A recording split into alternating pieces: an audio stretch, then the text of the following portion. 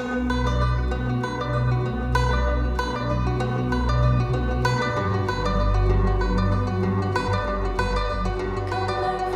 welcome everyone, and I'm Mike Benson, as Colin says, and I look after Wales and the west of England for Crisp.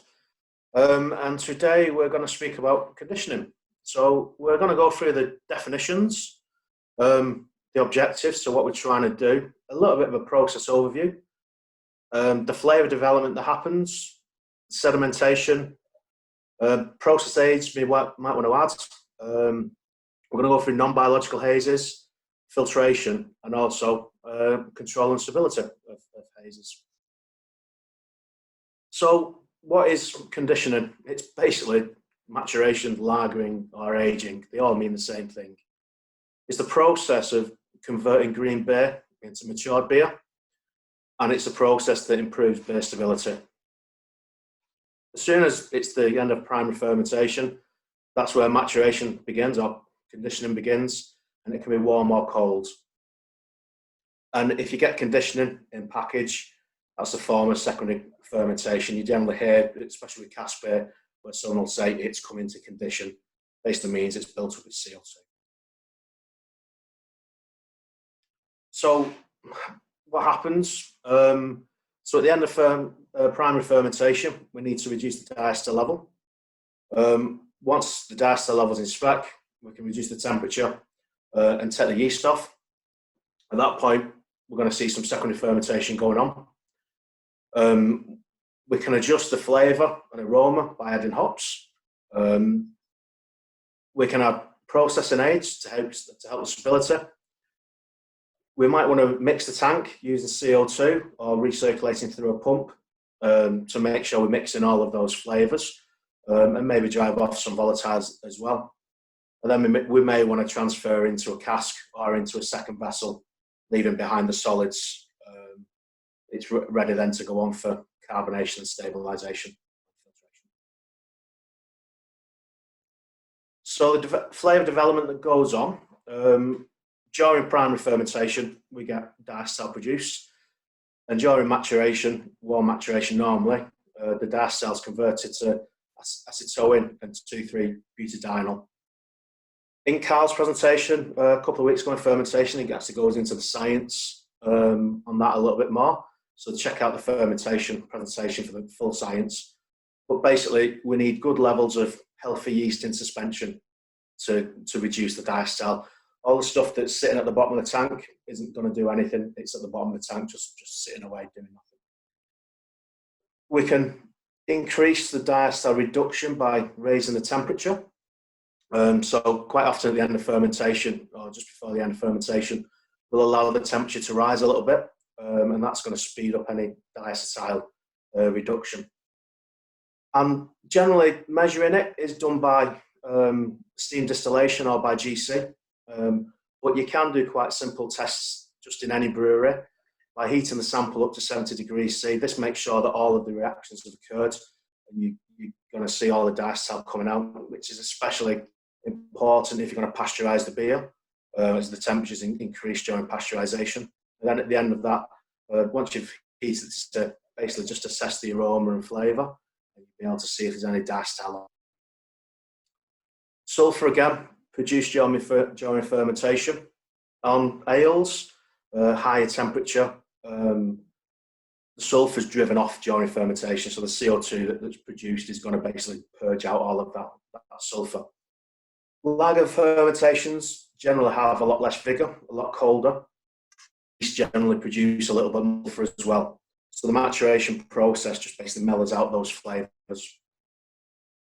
Acetaldehydes, again, high levels at the start of fermentation, and then that reduces down later on in fermentation and in maturation.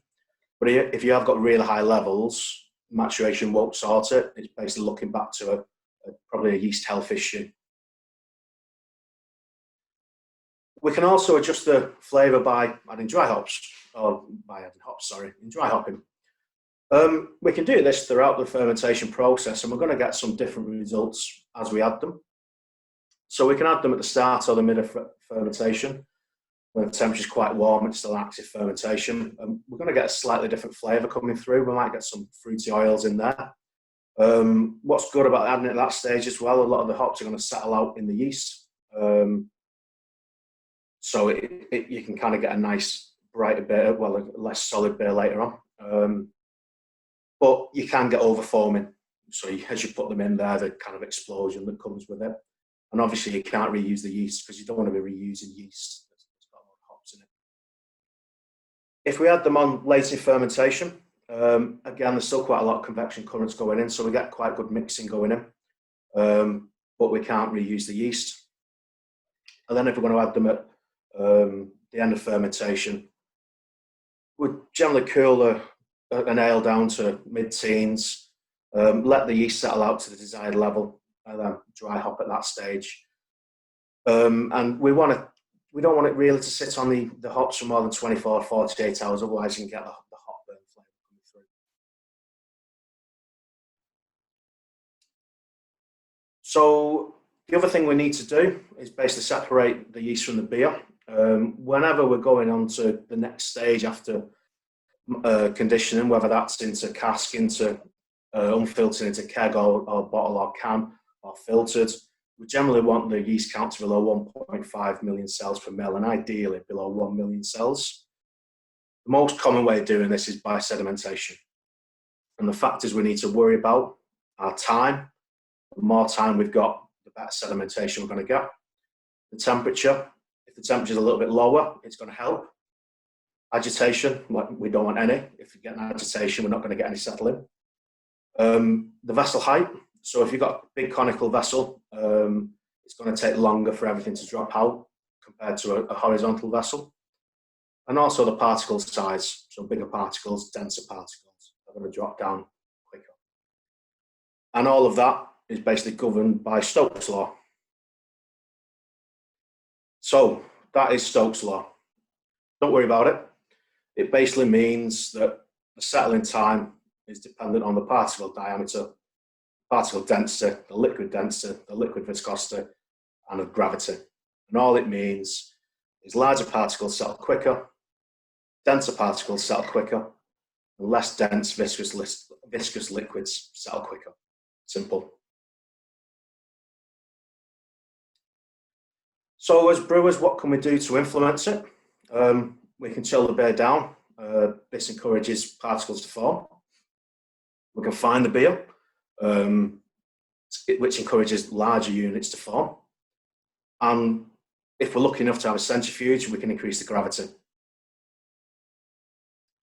Finings. We can add auxiliary finings, generally added towards the end of fermentation. Now, auxiliary are negatively charged and basically attract the positively charged protein and other minerals and basically stick together, creating bigger sizes. Isinglass finings are positively charged and they flock to the negatively charged yeast and proteins, and then also the auxiliary. So again, just building bigger blocks, it's easier to drop out.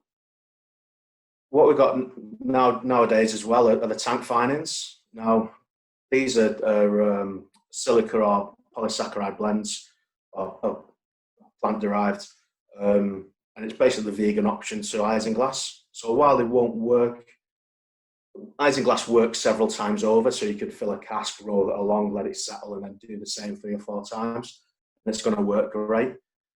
Tank finings don't necessarily work like that, but they're really, really good, and we've had great success in the past with unfiltered beers just using tank finings. So centrifuges basically separate liquid and solids by using centrifugal forces. There's quite a few different centrifuges available, such as decanters, but the best one for beer is basically the disc bowl centrifuge. So on this particular one, the beer enters from the top. The bowls spin around at really high speeds, and that basically sends out all the solids to the end of the bowl, to the outsides. Every now and then, it'll discharge those solids, and you get nice solid free beer coming out the other side. If you are looking at centrifuges, the things to think about is that you don't want to damage the yeast. You want to minimize any temperature pickup. Obviously, don't want to pick up any oxygen. Get as much out of it as you can, so lots of beer.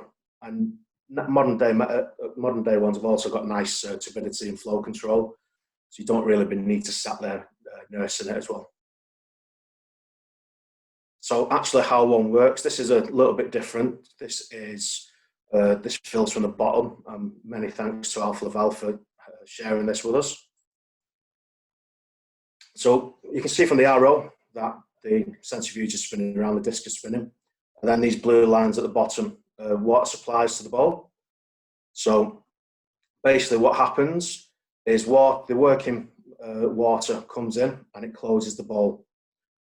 We then get the beer coming in, and as it's spinning around at high velocity, all of the solids are basically sent to the outside of the bowl, and then they start building up. We've got a timer at the minute in time that's counting down, and as soon as this gets to 0, we'll see the overpressure water coming on. It basically opens the bowl and discharges all the solids. That's basically how they're working. Again, this one's done on a timer, but you can get modern day ones that looks at the viscosity, the turbidity coming in, and will slow or speed up the centrifuge based on that, and also a turbidity meter on the outlet that will basically discharge whenever the turbidity starts increasing. So they do look after themselves.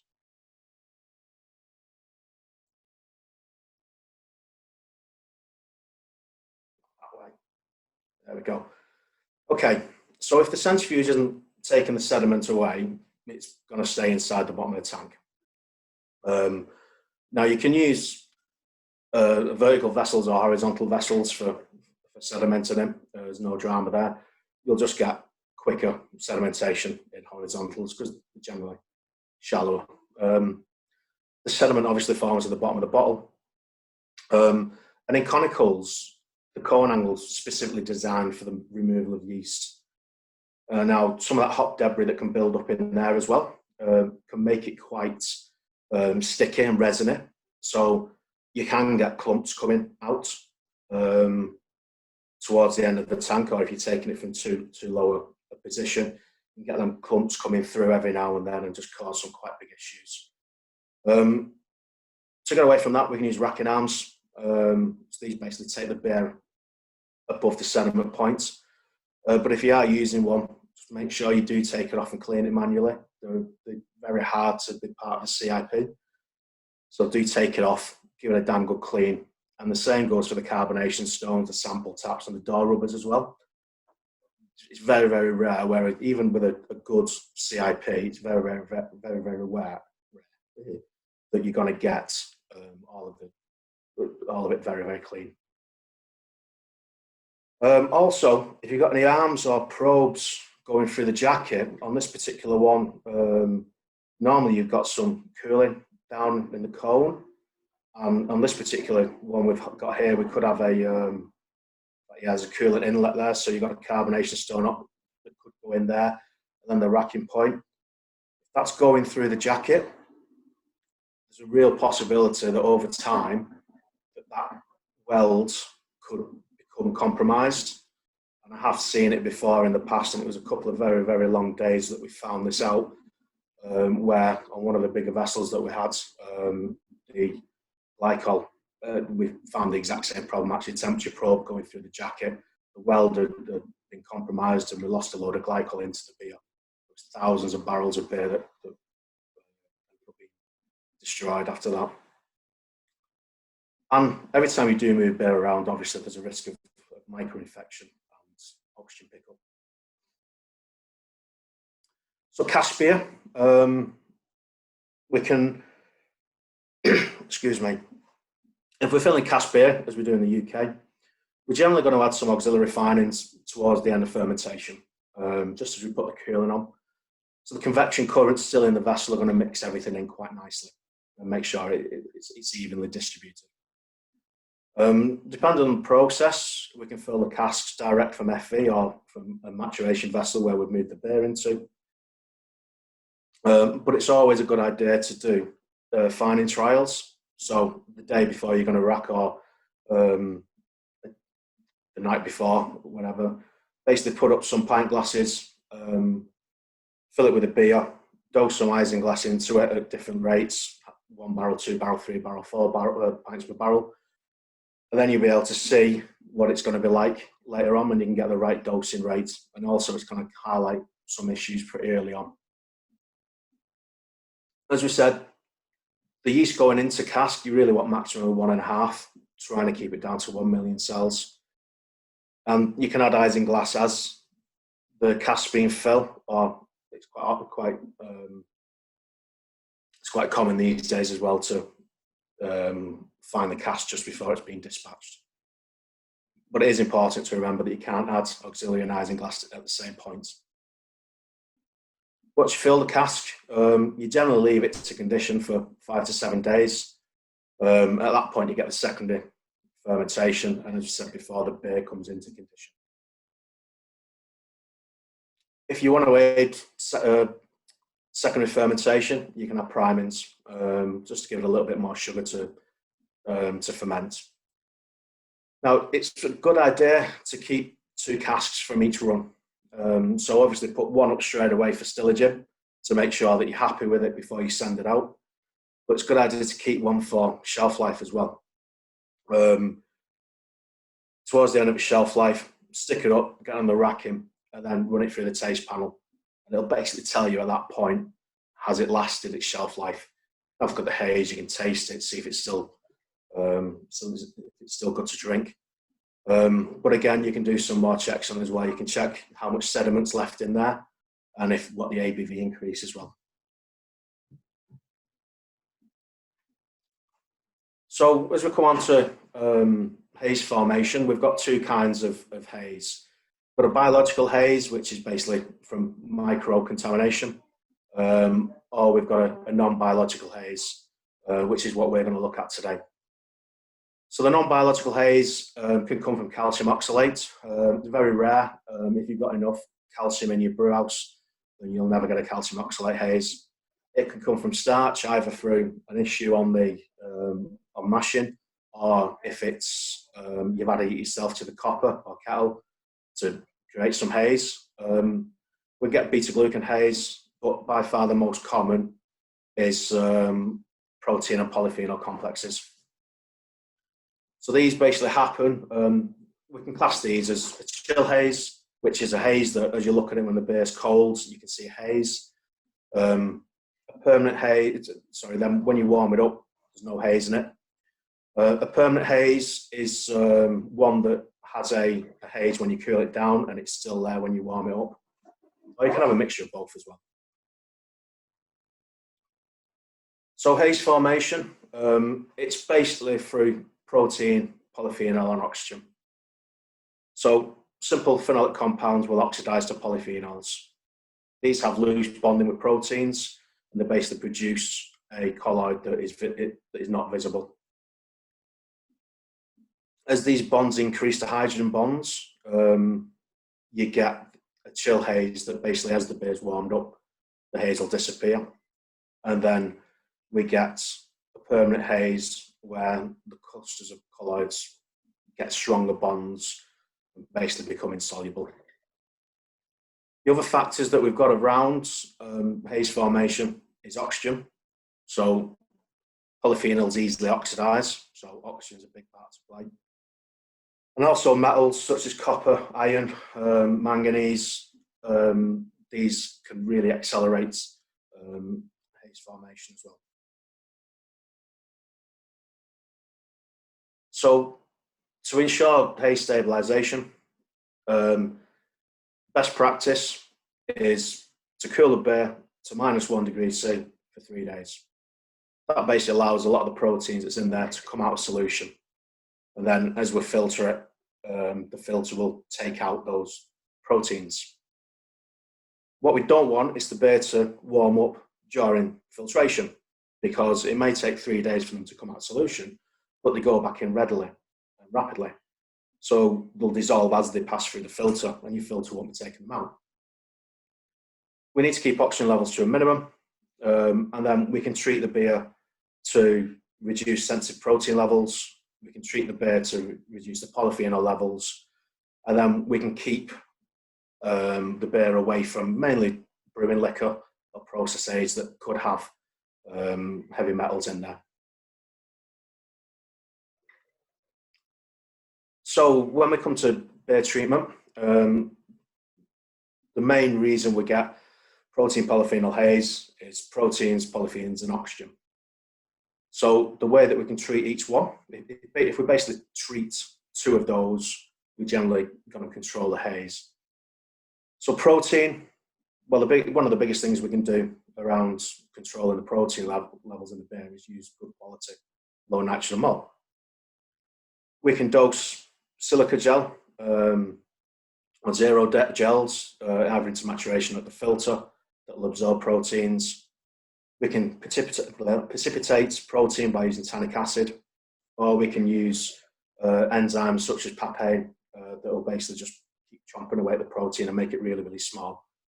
They're kind of frowned upon these days, and as well can cause you haze issues.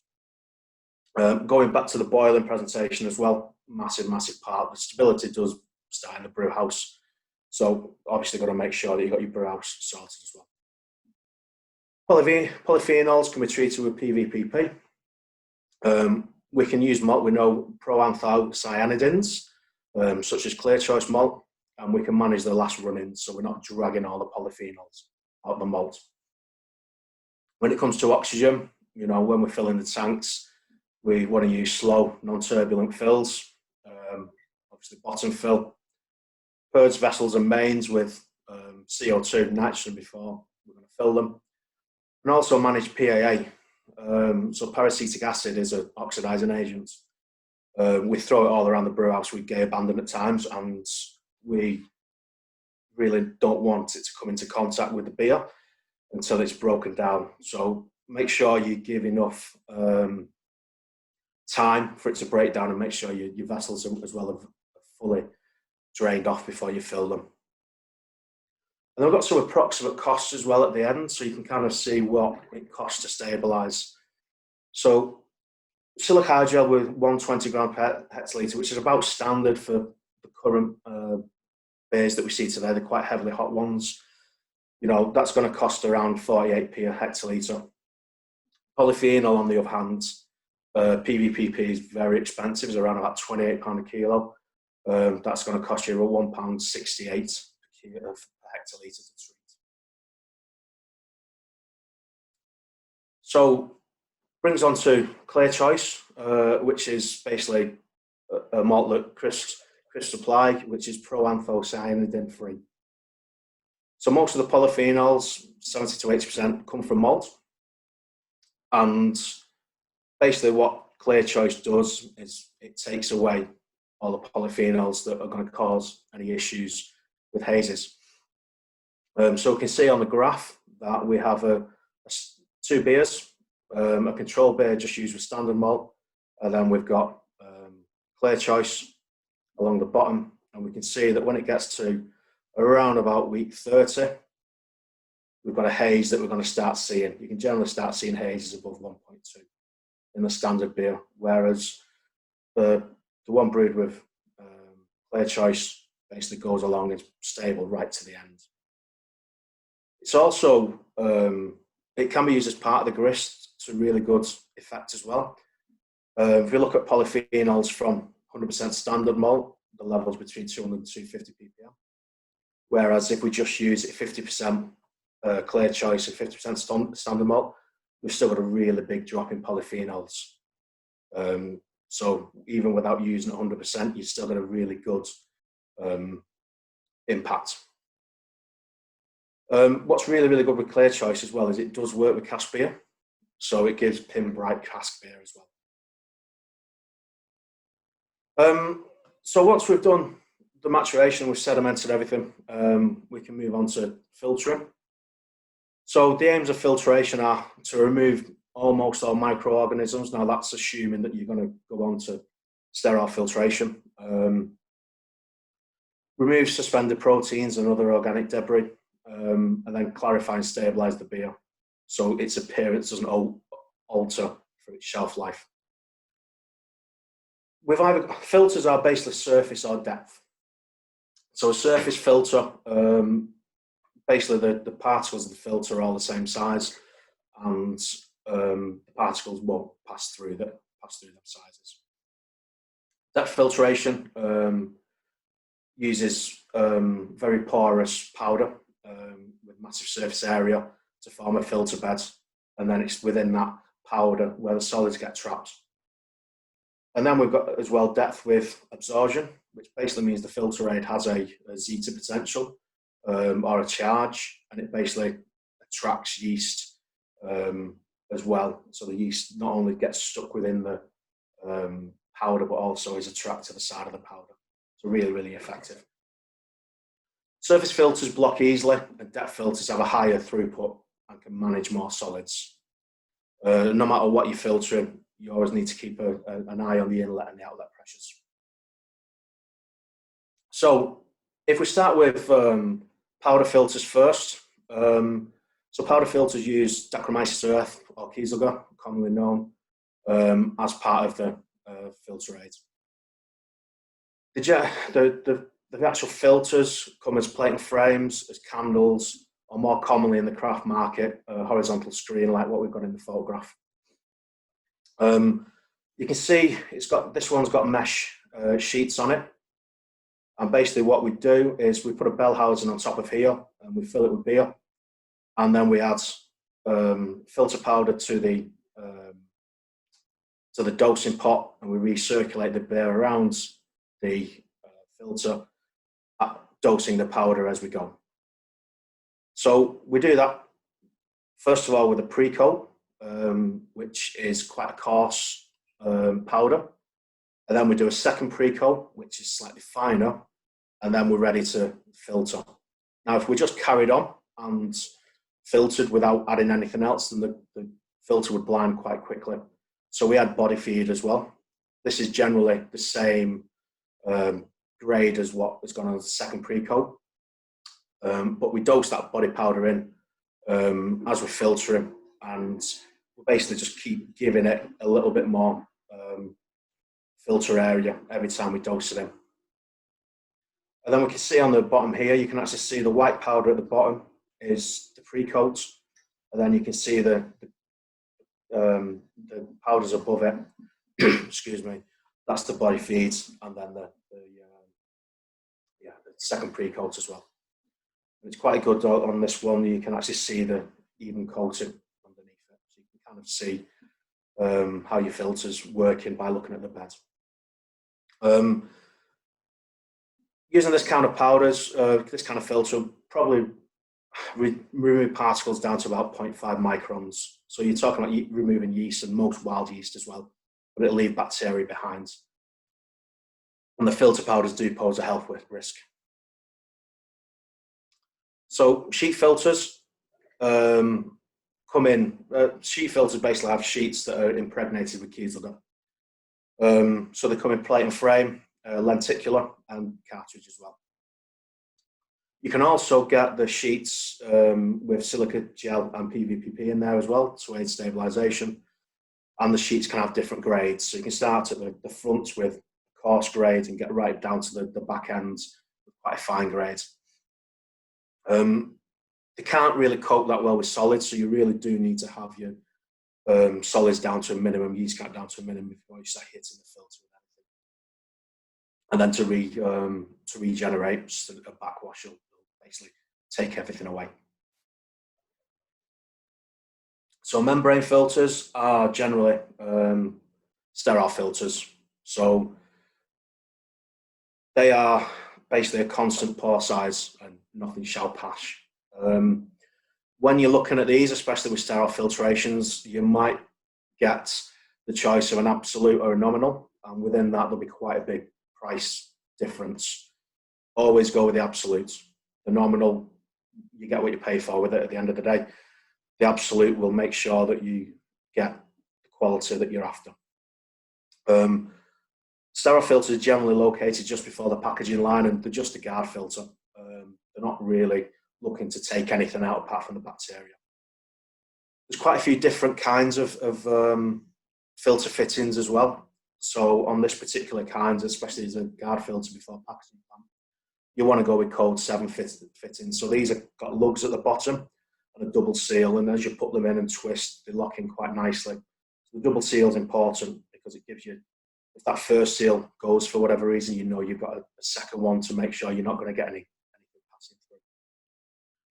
And it's important to look at the integrity of it, to check the integrity of it as well. So bubble point is not the normal way of doing this, but speak to your filter manufacturer around it and get some advice around how to do it and when to do it. So another kind of membrane as well now is cross-flow. So these are really, really common now in the really big breweries. And a lot of the big brewers have basically said, right, we will not buy a powder filter anymore, which kind of means that they can only buy cross-flow. But the technology is trickling down, and you start to see them in smaller breweries now. With cross-flow, the beer is pumped at high pressure and high speeds across the membrane. And the beer will pass through, leaving the solid behind trapped in the hole that the beer's gone through. But because the beer's going around really, really fast and at high pressure, it kind of like cleans itself as it goes along. So the next bit of beer may take that pour away and then let more beer go through. So still quite expensive, but they're really, really good. So coming on to haze management, we've got the beer filtered now, and we want to make sure that it's filtered to the right grade. So we can do this by visually looking at the beer. So we can put it in some glassware, put it behind a nice, brilliant light, and we can look through it. What I always did in the past was put a pen behind it as well, and just making sure you can see the writing on the pen behind it, and you could kind of gauge how good the clarity was by how clearly you could read the lighting. We can also measure haze using a haze meter. So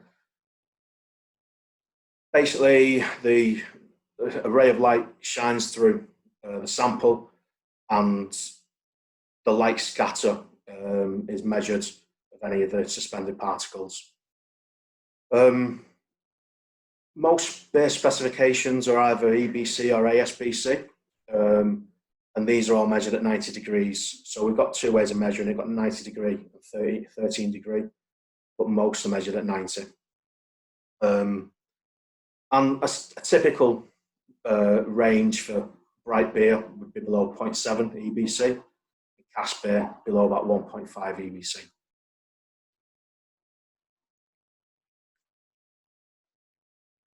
Good way of checking the actual shelf life is by hot and cold cycling. So we may end up with a really bright beer with a really low haze count at the start, but that doesn't mean to say it's going to stay that way. So we can check the beer, we can check the shelf life by hot and cold cycling. So there's lots of different ways of doing this. So a standard one without cycling would just be leaving it in an incubator at 37 degrees C for 1 week, which is classed as like 1 month. So you could get to 6 weeks basically, and you're going to have seen that you could test that beer in 6 weeks and know what the shelf life of your beer is going to be in 6 months' time. We can do hot cold cycling as well, which gives you a result a little bit quicker. So a couple of ways of doing that. It's 2 days at 60 degrees C, cool it back 1 day at -2, and then cycle it. And every cycle is equivalent to 6 weeks. Or you can do it 24 hours at 30, 24 hours at 0, and every cycle of that is classed 1 month. So they take a little bit of time, but it's quicker than waiting for your actual shelf life. A really fast way of doing it is by using the Chapon test, where you basically add ethanol to a sample, leave it in an ice bath at -8 for 40 minutes, and then you can assess the haze on it. It only predicts chill haze, but it's a really, really fast way of checking if you're going to be stale before packaging. And we can look at some of those examples now, and we can check them as well against different maturation temperatures. So we've got 2 malts. We've got standard malt and we've got clear choice malt, and then we've got 2 temperatures. One set with 4 degrees C maturation and one set at -1 maturation. So you can see the initial haze on the control malt was really, really low. It's really good 0.4, and then the clear choice a little bit higher. But as we go through 5 days at 60 degrees C, we can start to see we've got quite a big issue with the one at +4 coming out very, very high. And even the one at -1 we've got coming out high. You generally see hazes above 1.5. And then actual haze, checking it after 60 days, so 3 months in, you can see that it corresponds, the haze is coming up on both of them. And then you can see clear choice, pretty stable, within decent ranges. So if you're not filtering and we just want to manage the clouding of a beer, it's actually quite hard to do. Keeping hazy beer consistent is very difficult, especially without the aid of a centrifuge. But the haze shouldn't come from the yeast. It should come from the natural proteins within your grist makeup and within your process. We can manage the yeast count by actually doing a cell count underneath a microscope, or we can do a solids count by putting in a little centrifuge, a benchtop centrifuge, weighing the liquid beforehand, spin it down, get rid of the beer, weigh it afterwards. We can get a percent solids from that. And they're not too expensive. They're around about £50 off eBay, so quite a cheap way of doing it. And then, so basically, get your yeast count down to what you want, and then dry hop. And that's going to help you control your solids content. To make sure you get the right protein coming through, use a mixture of unmalted cereal and malted cereal. Brian came up with some really good, interesting points in last week's presentation. So it's really good to go back and listen to what Brian says on that. And again, Brian brought up around the actual optimum haze potential during dry hopping. As we dry hop, we can kind of see the pH going up above 4.4, 4.5. And if we bring that back down to between 3.8 and 4.3, we actually get a more even, consistent haze as well. And experiment with your recirculation from your mash tun or your lauter tun. If you don't want perfectly bright beer at the end, you don't necessarily want perfectly bright wort. So just play about with that and see what works for your process. So thank you very much, everyone. I hope that was of use. And we can bring Colin back in. Thank you very much, Mike. That's great. Good stuff. Okay, we've got a few questions. First one, can the use of finings affect foam formation or head retention? Sorry, Colin, you broke up a little bit then. Oh, sorry. Can the use of finings affect foam formation or head retention? I think you broke up again then, but I think I know what you got. So isinglass can help to improve head retention, but if you're using PGA, it can also have problems on head retention and haze. I think that's what you asked. Is that? Yeah, it was to do. Yeah, to do. So, is it a positive, negative effect on head retention? I believe isinglass can have a positive effect on head retention. From what I've read, I've never actually noticed it in any of the beers that I've produced. Can we bring Carl in as well, just see if he's got any thoughts on that?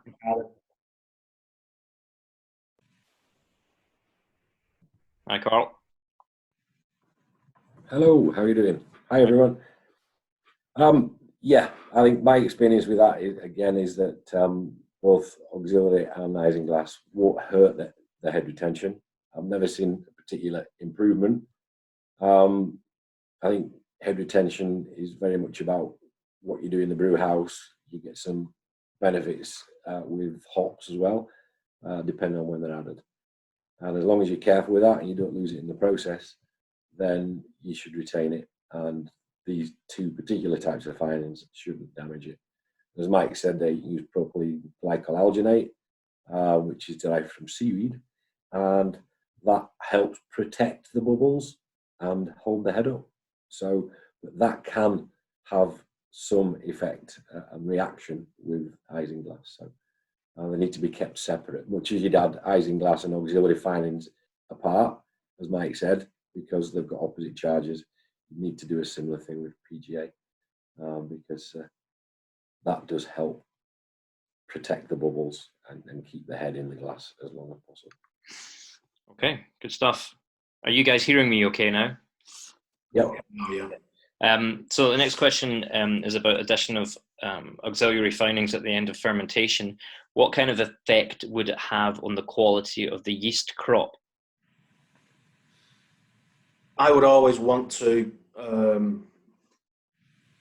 harvest the yeast before I put anything in it. It's not something I wouldn't want to add auxiliary and then harvest the yeast.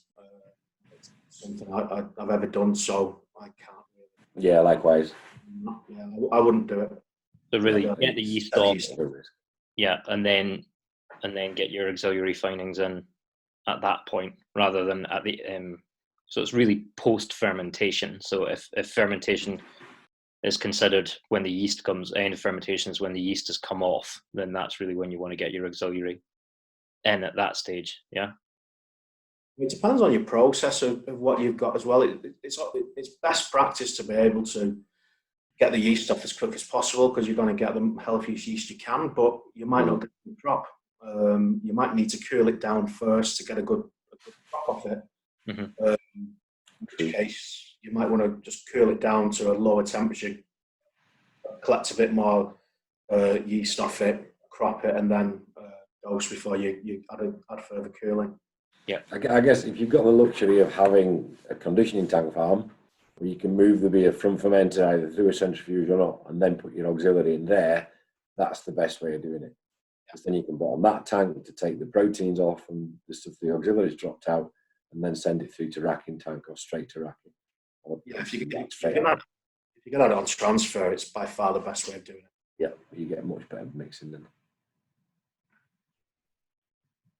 Okay. Next one, just on that slide that you had with the clear choice versus the standard, was it Maris Otter that was being referenced as the standard against the clear choice, or was it Best Ale? Do you know? Let me just go back. You had a control malt on there, Mike. We've gone past it. Yeah, I think it was Best Ale that we did in that trial. Yeah, that's that one. Yeah.